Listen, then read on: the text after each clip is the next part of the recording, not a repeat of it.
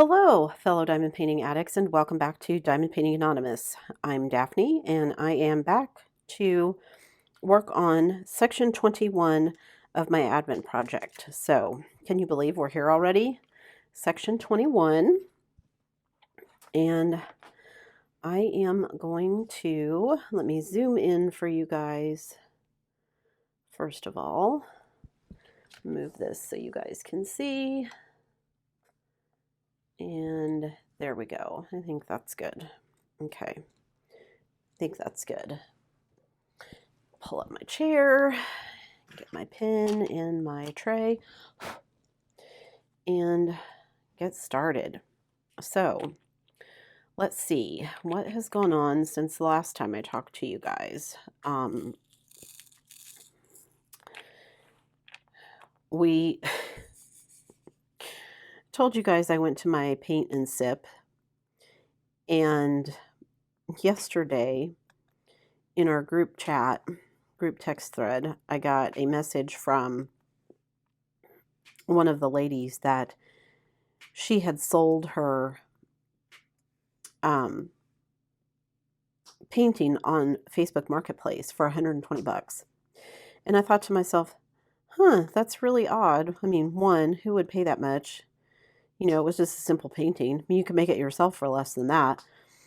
And two, I thought she wasn't on Facebook, because we have conversations about that periodically, because I don't like Facebook.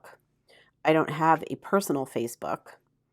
I do have a Facebook page and a Facebook group for Diamond Painting Anonymous, but I've tried to be a little more active in that I post on my Facebook page when I have a video go up. And occasionally I will try to remember to post something else so it's not just those things, but honestly, I don't use Facebook, so I just don't think about it. And we've had lots of those conversations at work about the fact that I'm not on Facebook because several of the other teachers are. And the preschool has a Facebook page where we post pictures of the kids and things like that for parents when we have parties, or just, the kids doing something fun during the school day or whatever. But I didn't think anything of it. And then they started talking in the group chat, and somebody was like, oh, you're not even on Facebook. And one of our older teachers was like, oh my goodness, you guys had me going. I thought you really did sell it. And hilarious. I work with a bunch of comedians. I did check in with my sister again, and after her fall, and she said that she's doing okay. Sore, but doing okay. So that's good.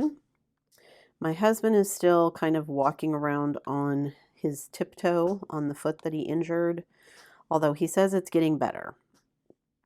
So, and then he starts telling me, well, on a scale of 1 to 10, it's probably about a 4. And I'm like, okay, I have questions, because I never know how to answer that question when someone asks it of me. Like when I was going to the doctor for my knee, they're like, well, what's your pain level? From 0 to 10. And I was like, well, okay, but that doesn't tell me, like, what's 10? Is 10, breaking a bone, which I have no idea how much that hurts. I've never broken a bone, knock on wood. Is 10 childbirth painful? Is 10, car crash? Like, what's the definition? What's the extreme of 10? Like, where is that on the scale? I mean, maybe for me, 10 is, childbirth painful. And for you, 10 is, I sprained my ankle painful. It's so hard to, and I'm like, well, I mean, it's not, for me, it's kind of, it is or it isn't, I mean, like right now, my knee is painful. Every once in a while, it will twinge if I twist the wrong way or if I set for too long or whatever. But I mean, it's not painful all the time, but it is painful. So, what does that mean? Is it because it's not constant? Does that make it less on the scale? It's so weird. Anyway, he's feeling better. So he's still limping, but he's feeling better. And he stayed home from work Monday. And probably today. This gets so confusing, you guys, because, I'm filming this before the day so that I have time to get it up, obviously. So, like, trying to keep you guys on track of what has happened and what hasn't happened yet. So, like, for instance, today is Monday. I'm filming this on Monday, but you're not going to see it until Tuesday. So, trying to make sure that I'm like, okay, what has happened between now and then so that I can catch you guys up and whatever. It gets confusing sometimes. So I was supposed to go to the dentist today, Tuesday. I called and changed my appointment. They usually call or with a reminder, and so I was waiting for them to do that, but they hadn't done it yet. So I went ahead and called the office, and I said I need to reschedule my appointment, and she's like, "Oh," and I said, "Yeah, I'm sick," and she's like, "Oh, well, in that case, here," and of course, it's going to be after the first of the year before they can get me in, which I figured. But, I mean, it's January 4th, so it's not like I have to wait a really long time or whatever, so I went ahead and scheduled it. So I actually have a staff meeting that day, so I have to be at work anyway. So get up, go to my dentist appointment, and then I'll get to go to my staff meeting. So, get both of those enjoyable things out of the way. And then the 5th, it will be the actual day I go back to work.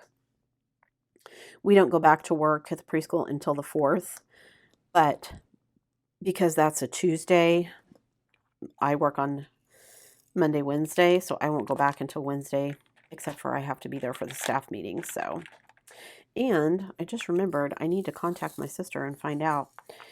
We, right now, I am the curriculum director at the preschool, but because my husband and I are planning to move, she is looking for a replacement so that I have time to train someone before I leave. And she was supposed to get everybody's applications before we left for Christmas. So I need to call her and see who all, if anyone, applied. And then I need to get some things done. I'm going to try and get the bulk of the lesson planning for this year done, but I want to leave some weeks to kind of go over with, whoever it is going to be taking over for me, so that they can do some lesson planning while I'm there to kind of help them and figure everything out.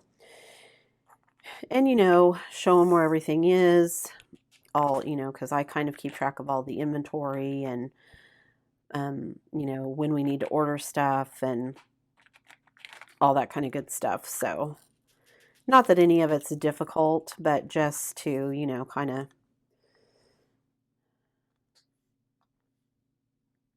make sure they hit the ground running. And you guys, after my video, my TSA video about the fish TSA that I'm going to be doing, and how many times I said obnoxious in that video,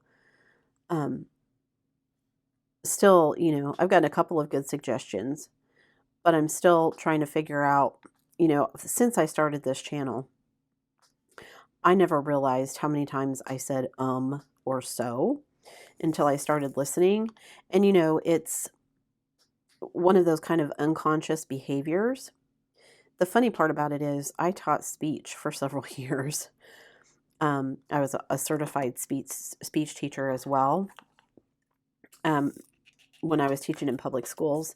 And so, I would have my kids do public speaking, and, we would talk about, don't say so, don't say, don't try not to have all of these weird breaks.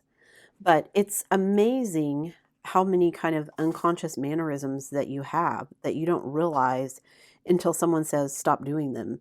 And you're like, but I and then your brain just kind of kicks itself out of gear because you've interfered with that normal kind of cadence that you've become used to. So while I set out every video to avoid saying or so. I know I say so a lot, but I try to say, I guess in my mind, saying so is better than saying anyway, or, and then, I don't know.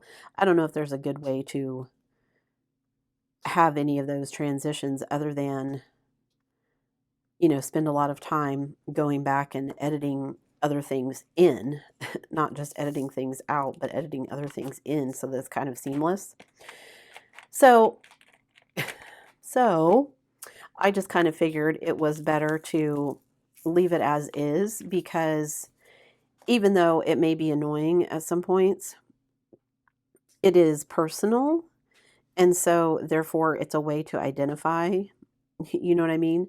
So you would know that it was me versus, somebody else. I mean, everybody's got their own little things, especially on YouTube. Everybody tries to have their own, little intros and things like that. So just so that you have these kind of little identifiers so that people know it's a video from you. I'm trying to think of, other YouTubers I've watched and what they do. Nothing is leaping to mind at the moment, but you know what I mean. And I think also part of it is that kind of break when you're trying to think of, your brain is trying to come up with the next topic to talk about or whatever. Maybe this is just me, but that's when it happens is, I'm trying to think of that next topic. And so while my brain is busy trying to think of that next topic, I may still be talking about the previous topic. And then my brain is kind of like, and so my mouth automatically utters so or whatever. So, see? Yeah, it's kind of crazy how our minds work sometimes. Anywho, my husband stayed home Monday. I think the crew was done working Sunday. So he stayed home Monday, and we got to play another episode of our Hunt a Killer game, which we successfully solved. Although I will say at this point, we did not keep a murder board like they recommended. We've not even really kept notes or anything.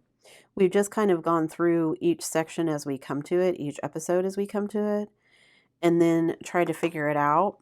And there's other pieces that I know, we need to go back and look at again, but we haven't needed to look at them to solve the pieces so far. So for instance, there's a code that the victim has used in his notebook referring to the other people that are the pool of suspects. And we know, that they refer to these other people, but we haven't actually sat down and figured out, okay, this code it is in reference to this particular person. This code is in reference to this particular person. So we know they refer to these people, but we haven't figured it all out yet. Now, so far we haven't needed to. But like yesterday, we read through some stuff, and there were supposed to be some video clips that we could watch, which, again, they have put a lot of time and effort into this. I'm assuming to, make it worth the amount of money that you pay for these kits. So we were supposed to last night watch, there was I think 6 or 7 video clips. Supposedly in this mystery, this lady's supposed to be filming a documentary, and so it was clips of, her footage that you were supposed to watch and try and figure out clues, because we were supposed to be trying to eliminate someone. And we watched I don't know, 3/4 of the first clip, and then the website quit working. The video would just sit there and be buffering and buffering and buffering, and we couldn't get any of the rest of it to work. So we finally decided, okay, we're going to skip that part of it. Let's go read through all the other materials that came with this episode and see what we can figure out. And basically, to answer the question that we needed to answer, we only had to look at one piece of evidence, and we could, based on times, eliminate this person. So it's like, okay, so we got a letter, we got pages from the victim's diary, we got 2 evidence bags with a couple of pieces of evidence, we got a Wi-Fi log, we got copies of some emails, and in all of that, we only needed one of those things to eliminate the person that we eliminated. And so, I told my husband, so we're not going to watch all of these. We're just going to say that this is the guy and hope that we get it right, that we've eliminated. And he's like, well, we can go back and do all this other stuff later. But yeah, let's just do that. So we did it, and we eliminated the right person. But it was like, why did we need all this other stuff? If all we needed was this one page. I mean, of course, it's no fun if they just give you this one page. It would have taken us a whole 5 seconds to figure it out. But yeah, I just was a little disappointed that it seemed kind of that simple. Now, I think to completely solve the entire mystery, like I said, we're going to have to go back and take some more in-depth notes, or some notes at all, because we really haven't done that to this point. And, figure out the code. Oh, one of the things we got yesterday in the episode also had a code on it, and we were having trouble figuring that out as well, on how to figure out the cipher. And so we ended up, again, just kind of being like, okay, we're just going to skip this for now. Let's go look at the rest of the evidence. And we were able to figure it out without having to have figured out everything. But for me, I think it's probably part of my type A personality that I still want to figure out everything, like all the little pieces that go with it.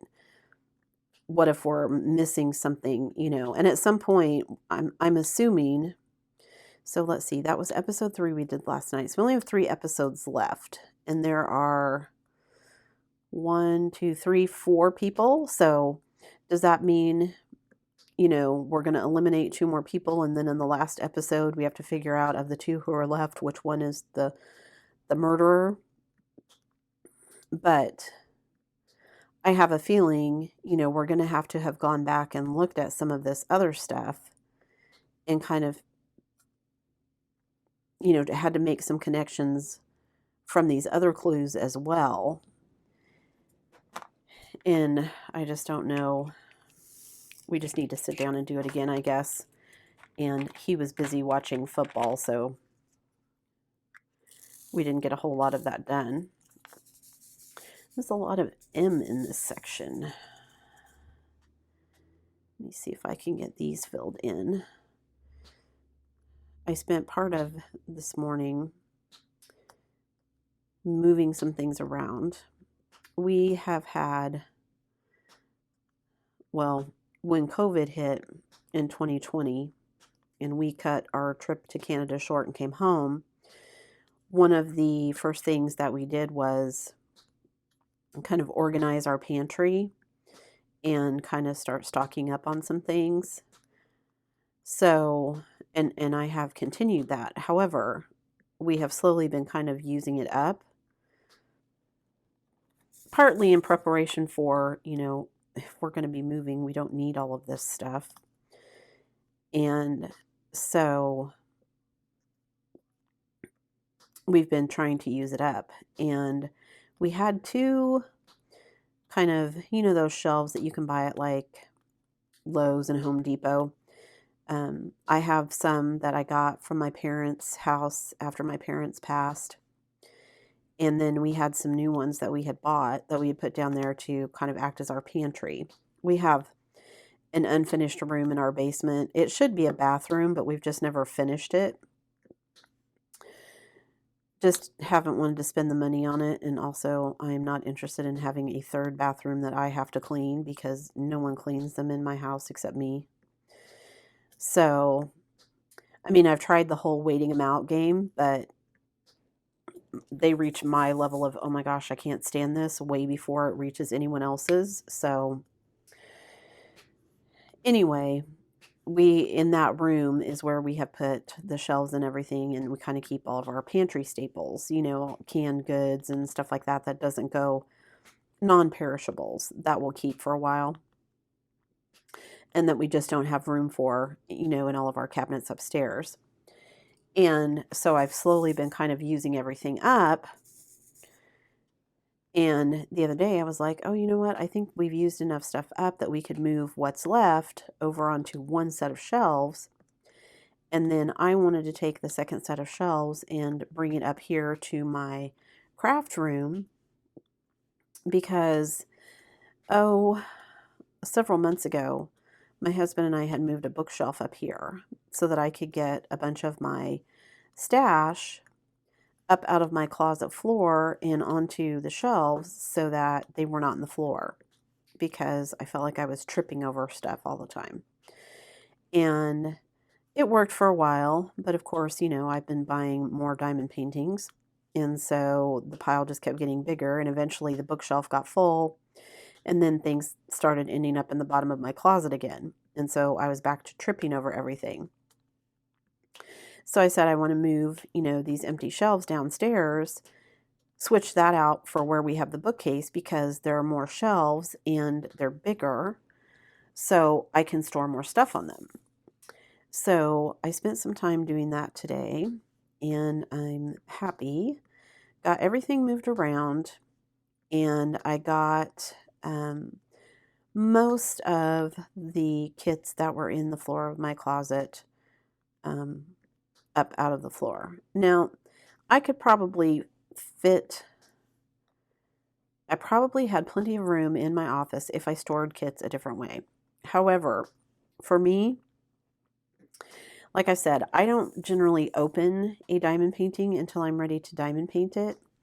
And I had been storing things kind of standing up, you know, so that they were, like my Diamond Art Club boxes were stacked vertically. But then I opened a kit that I had had for a while, and because it was stored vertically, it had kind of started to crumple on one edge because of gravity. And so then I'm, you know, stuck trying to get these wrinkles out of it. And I'm like, you know what? I'm just going to store these kind of laying down from now on so that I'm not putting any stress on the edges where they're rolled. And that way, hopefully, even though it takes me a while to get to them sometimes, when I do get to them, they won't have all these extra wrinkles in them because of the way that I've stored them. So, and I know, you know, lots of people store them all kinds of different ways, but just for me personally, that's kind of how I've wanted to do it. So they take up more room, of course, being stored that way. So, because they're laying, you know, kind of lengthwise on my shelf, and because my shelves aren't deep enough for them to be in there the other way. So that would be nice if that was the case, but like I said, we don't live, the closest IKEA to me is a 3-hour drive one way. So yeah, I don't, what I really want is some shelves that have a whole bunch of, you know, cubbies and things, but I'm not buying any more furniture because we are hopefully going to be moving soon, so I don't want to bring anything new in that I'm going to have to figure out what to do with, you know, in 6 months. So I'm just trying to make do with what I've got. And also, I'm trying really hard to go through what is in my stash and do the diamond paintings in my stash before I do anything else. So that's one of the other reasons I wanted to get them kind of up off the floor, was so that I could see what I've got. And then instead of, on those days when I'm like, oh, I feel like I need to go painting shopping, instead I could just go through my stash and be like, what do I have in here that I've forgotten about that I could pull out that I really, really would like to do? And hopefully that will curtail some of my need to go shopping for diamond paintings. So I don't know if that's actually going to work, but that's my theory. So I'm going to try that first and we'll see how it works. Because I know I have paintings that, well, I know most of the paintings I have in my stash, they're still, every once in a while, I'm like, wait, what do I feel like working on? Oh, I forgot about this one. Let me pull this one out. So I, of course, have projects for next year that I'm going to be doing, but I'm going to fit those in within, the process of doing all of that. And so, okay, I think I finished that corner. So I think that finishes up the tail of the bird. Let me move these things out of the way. And let me zoom back out so that you guys can see.